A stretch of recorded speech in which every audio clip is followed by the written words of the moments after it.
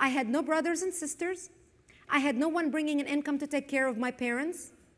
They were old, in their mid and late 70s. They needed medication. They needed doctor's visits. And I was too young to work. And we didn't have any income. So my parents did whatever they had to do. But as I grew, by the time I became 17 and 18 and 19 years old, I realized I need to take care of my two little babies in their late 70s. And if you have ever taken care of your elder parents, you know exactly what I'm talking about. We didn't have health insurance. We didn't have anything. And for me, I had to either get a job or basically starve. I couldn't bear the thought that my parents would be sick and I would not be able to get them medication. I could not bear the thought that my parents would be sick and I cannot have the money to take them to a doctor to check on them. And we don't have a welfare system and I didn't have anybody to depend on. So for me, going out and doing whatever it took to get a job was the only thing left I can do to save my parents and myself. And faced with that choice, either swim or drown, I had to swim. So I began searching for a job aggressively.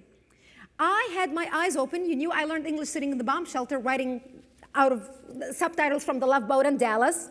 So this is how I learned English. We shared that last night. And I started applying for jobs.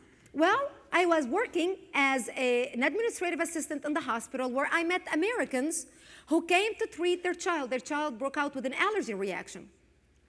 And they invited me to this meeting in Israel where some big shot was coming from America because they were opening this TV station. And he said, the bureau chief is going to be there, and who knows, maybe you can ask him for a job. And I go to Metula, and I meet a guy by the name Tim Mulkey. Maybe some of you even know him. I think he lives in California, who was the news anchor at that time. He was an American. He spoke broken Arabic, so he was making a lot of mistakes. And Tim and I became friends that meeting, and I said, listen, I need a job. He said, well, you know, we're not really hiring at that time. This was the first time I meet this guy. And I said, well, I will do whatever it takes. Please keep me in mind because I need a job. I need to take care of my parents. And he said, here's my card. Just call me, you know, and keep checking. Now, I worked in the hospital, and the only telephone line to anywhere outside of the security zone in Lebanon was this military telephone sitting in the emergency room, an IDF phone that called Israel. And I would go into the emergency room around lunchtime, 2 o'clock, after all the doctors were on their lunch break. The emergency room was quiet. And I would call Tim, because I used to watch him every night on television. And I used to call him, and I used to say, listen, you made this mistake, this mistake, this mistake, and you need to fix it. Here I am calling this media executive, telling him, you need to fix it, and you need to bring me down to Jerusalem because you need me working with you. When you're 19 and a half years old, you do anything. What do you have to lose? So I used to do that for 2 months. Every other day, I would call him, and I would say, when are you bringing me to Jerusalem? You were a disaster last night. You should see how many mistakes you made.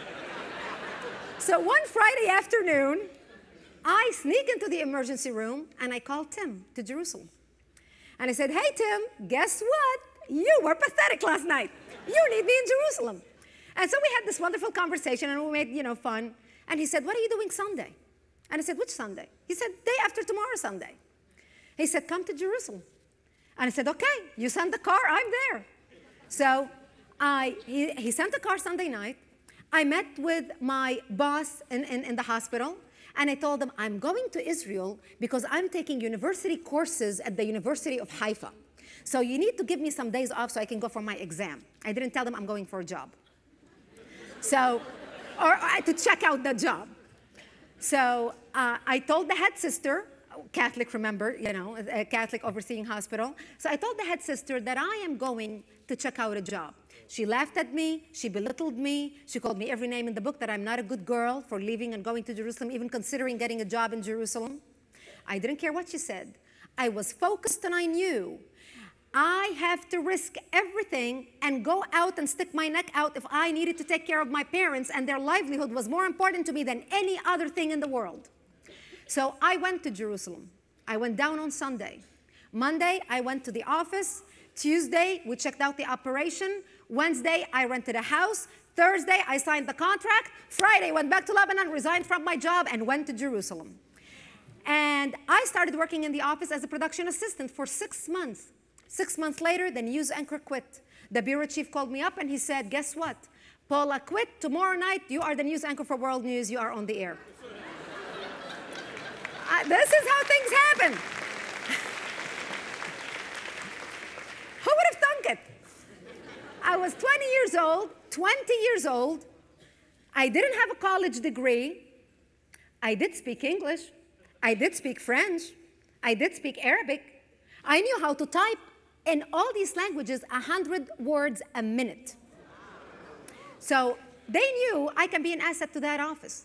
I started working as a news anchor 5/5/1985, the 5th of May, 1985. And here's my first day was a Wednesday, and here's how I started reading the news. Today in Israel, 3 people died in an explosion launched at them from the West Bank in Gaza.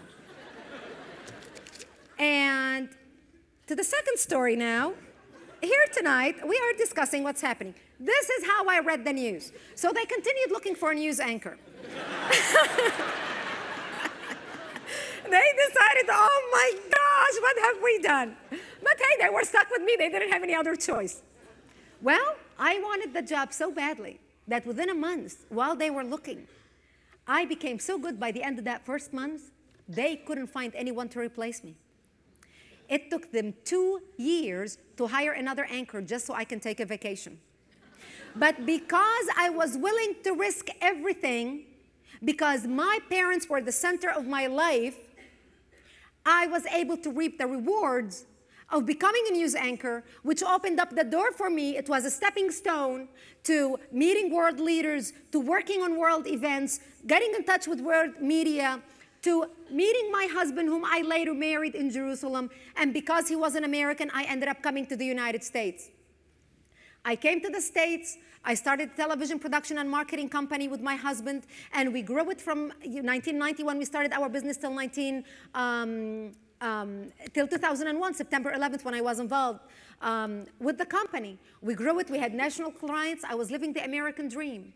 But because I was always focused on making a difference and I stuck my neck out, I took a risk. This is why I was able to make a change in my life. And who would have thought that today, 6 years after September 11th, I, the little girl from South Lebanon, who had no prospects, who had no hope, who was a girl in an Arabic society, who was traveling on a Lebanese passport where I was pulled apart in any airport I went to the side because I'm considered a terrorist before I even opened my mouth, traveling on a Lebanese passport.